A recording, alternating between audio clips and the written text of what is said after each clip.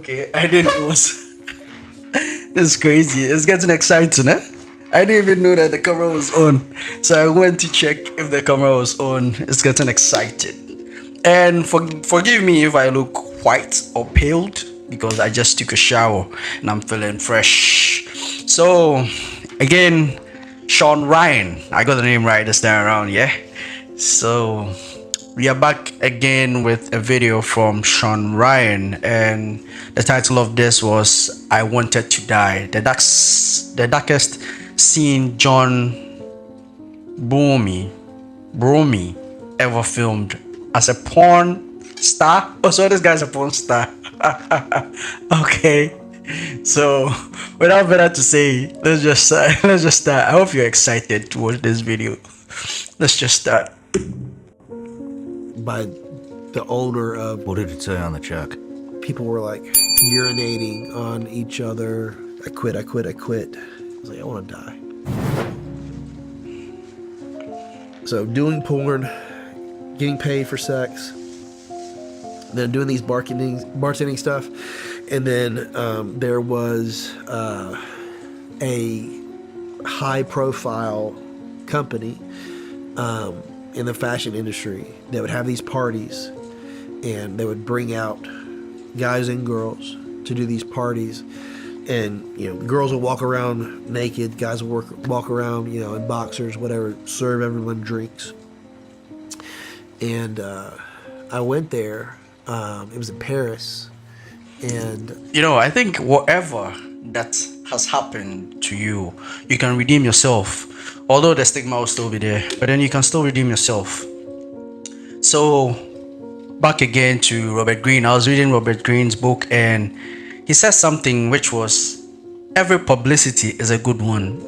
Either good or bad is a good one. It depends on how you navigate it from that point.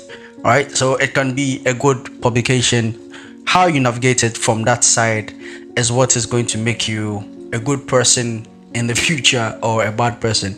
And then again, you can also have very bad publication, like with this guy who is a porn star, right? But then he can turn it around and be good. But one thing I've also realized is there's less stigma attached to the male side of porn rather than the female side of porn. Like, even nobody knows this guy. Probably some people will know him, the people who are habitual porn watchers, but most of the time is the females, the ladies, which is like people get to know more and more. And it looks like there's no shame in the male side of it, but then maybe deep down they are facing something that they wouldn't say, right? So yeah, perhaps it's both ways. So yeah, let's listen to what he has to say, that he wanted to die. Let's get back to the video. I mean, long story short, I went there and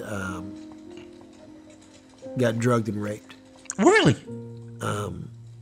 By who? By the owner of a very well-known fashion, what used to be the CEO of a very well-known fashion organization. Oh, that's really dark. And when that happened to me, I thought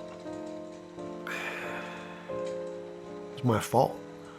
Obviously, of course. This is what I signed up for. This is who I am. And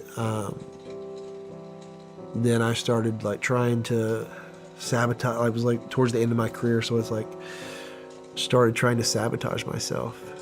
And it's actually sad. Making a pretty clear plan to take my life, and you kind of looked up, like, I had this pretty strong pain medication, like how many pills would do the trick.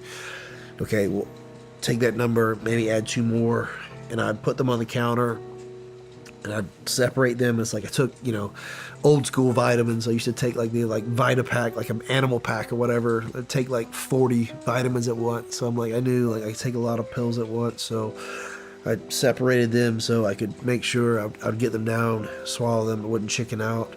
And I set them up like that. Time after time after time. I just could never do it.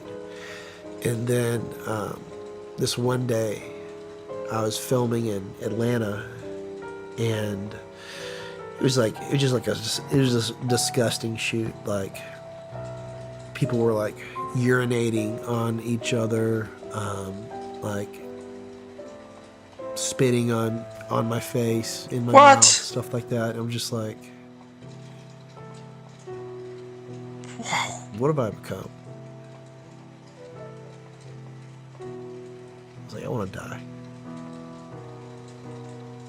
Can't undo what I've done.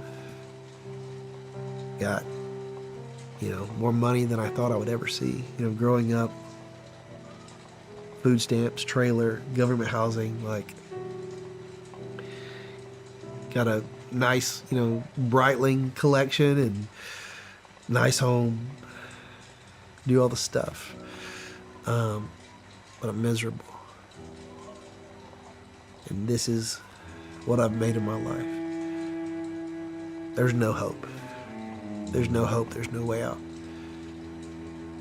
But I needed someone to agree with me. So I got paid from that scene, and the directors on the memo of the checks, they would always write something grotesque.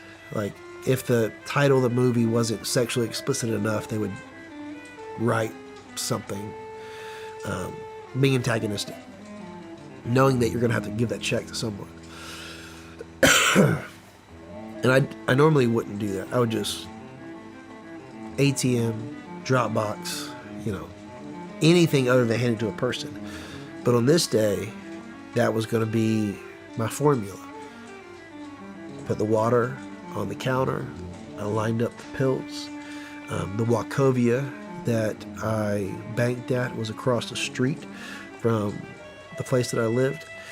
And I walked over there, had the check, waited in line, handed the check to the teller, and I waited. What did it say on the check? It's like some kind of gang bang or like something like that. And I wanted the person to, some look of disgust. Best case scenario, say like, how sick are you, or something. She said nothing. Deposited the check, handed me the receipt. I got tears streaming down my face, and pale, like, shaking. And I defeated because I didn't get what I wanted. I didn't know what to do. And then I look up, and she had walked around the counter, and she put her hand on my shoulder, and she said, "Joshua, are you okay? Wow. Joshua, can I get you some help?" And Sean, that was the first time I had heard my real name in 18 months. Wow. And it just woke me up. And I beelined it to my place, and I called my mom. And I had, my mom had been calling and texting me, didn't respond. Thought, she's just reaching out to me because she feels like she has to, but I've lost the right of being her son. I've disqualified myself. I think it was That's sad. my shame.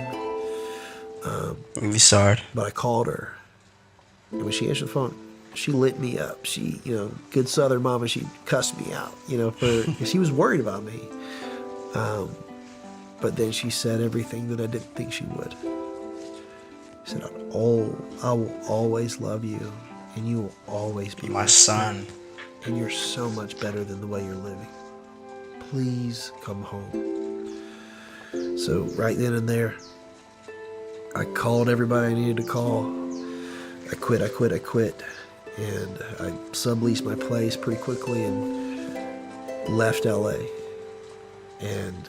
But like when I left, I didn't think I could change, and I didn't have it wasn't any kind of spiritual awakening. But I do think that was the Holy Spirit in that bank. But very quickly I thought, okay, what do I have? What do I have that I can use? okay, well, I'd been doing CrossFit for a while. I got a level 1 certification. Maybe I can coach CrossFit. I got a exercise science background a little bit, strength conditioning, understand that. Maybe I can get into that. And then I did, the formula that I knew that worked. Find a good mentor, get, double down, work really hard, get some credentials, build a kingdom for myself. And, I was working with this guy, Jason Davidson. He was the strength conditioning coach for the Carolina Hurricanes. He was leading the Thor program at Fort Bragg, plugged me into some right circles, vouched for me. And all of a sudden, I had, what I like to say is I put enough good dirt on my bad dirt so I didn't look dirty. Because I couldn't change. I didn't believe I could. But what I thought I could do is I could manage people's perception of me. And if I did enough good, it would outweigh the bad that was impossible for me to run from. And I spent about 2 years doing that.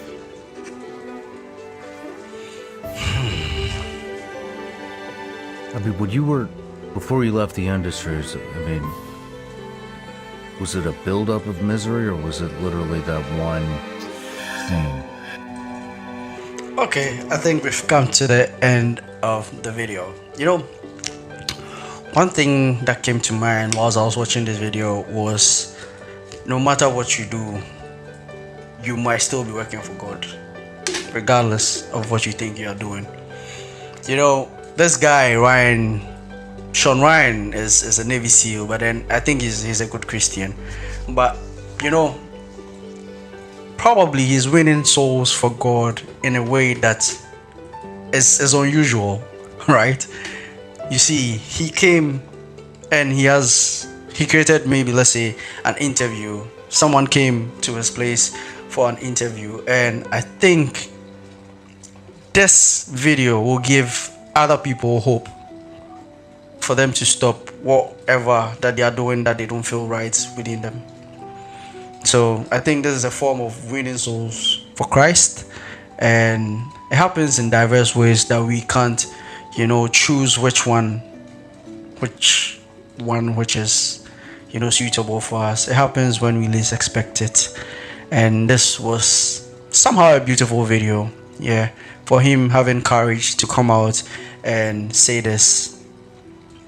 I think he's very courageous, and I like his vim. Okay, so we've come to the end of the video. Don't forget to like, comment, and subscribe, and also consider sharing these videos to create awareness that no matter what you've been through, it can be good. Adios amigos, and I'll catch you in my next video. Bye.